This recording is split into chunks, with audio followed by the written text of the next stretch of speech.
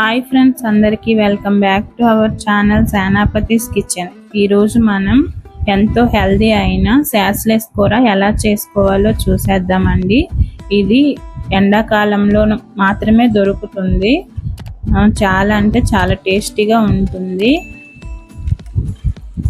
పల్లెటూరులో ఏర్లు ఉంటాయి కదా, ఆ ఏటి గట్ల మీద ఇది పుడుతుందండి. ఈ కూర ఎలా చేసుకోవాలో చూసేద్దాం రండి. చూసారా, కూర ఇదిగోండి ఇలా ఉంటుంది. ఇది మా పెరట్లోనే కాసిందండి. దీని ఆకులన్నీ ఈ విధంగా తుంచుకొని ఒక పక్కన పెట్టుకోవాలండి.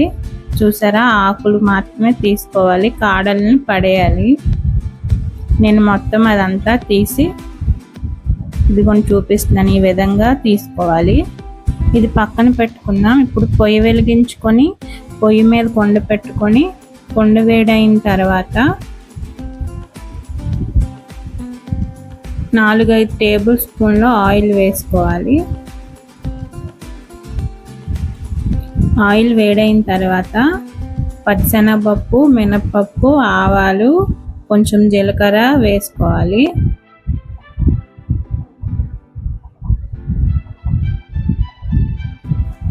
అందులోనే 2 ఎండుమిరపకాయలు తుంచుకొని వేసుకోవాలి. అది కొంచెం వేగిన తర్వాత ఒక ఉల్లిపాయ కట్ చేసుకొని ముక్కలు వేసుకోవాలి. 4 పచ్చిమిరపకాయ ముక్కలు వేసుకోవాలి. అది కలుపుతూ వేయించుకోవాలి. అందులోనే ఒక రెమ్మ కరివేపాకు వేసుకోవాలి.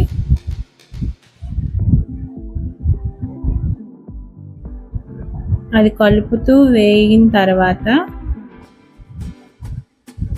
దంచి పెట్టుకున్న అల్లం వెల్లుల్లి పేస్ట్ వేసి పచ్చివాసన పోయేంత వరకు వేయించుకోవాలి. అలా గోల్డెన్ బ్రౌన్ కలర్ వచ్చిన తర్వాత మనం కడిగి పెట్టుకున్న శాస్లెస్ కూరను అందులో వేసుకొని బాగా వేయించుకోవాలి. శాస్లెస్ కూరలో చేదు ఉంటుంది కాబట్టి ఈ కూరను బాగా వేయించుకోవాలండి. అలా వేగిన తర్వాత బియ్యం రవ్వ అందులో వేసుకోవాలి. ఒకసారి కలుపుకోవాలి.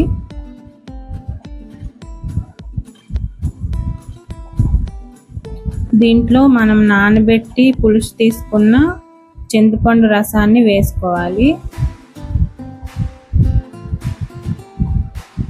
ఒకసారి కలుపుకోవాలండి. అందులోనే ఒక 2 గ్లాసులు నీళ్ళు వేసుకోవాలి. 1/2 టీ స్పూన్ పసుపు, 2 టేబుల్ స్పూన్ల ఉప్పు,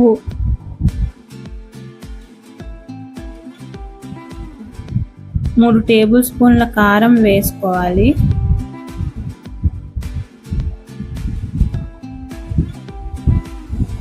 అదంతా కలిసే వరకు బాగా కలుపుకోవాలి.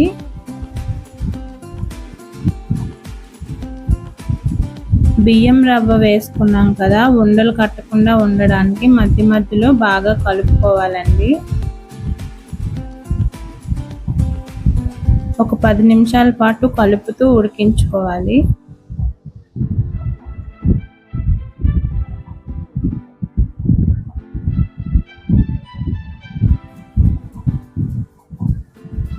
ఈ కూర చాలా హెల్త్ బెనిఫిట్స్ ఉన్నాయండి. ఆరోగ్యానికి చాలా మంచిది. సంవత్సరానికి ఒక్కసారి అయినా ఈ కూరను కంపల్సరీగా తినాలి.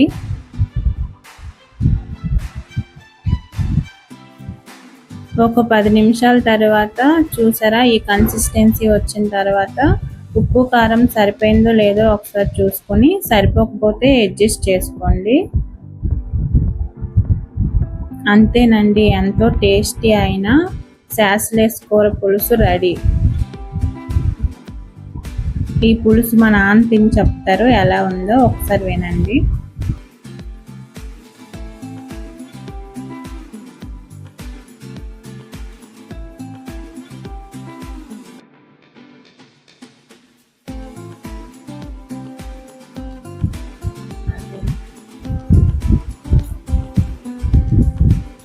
Super super.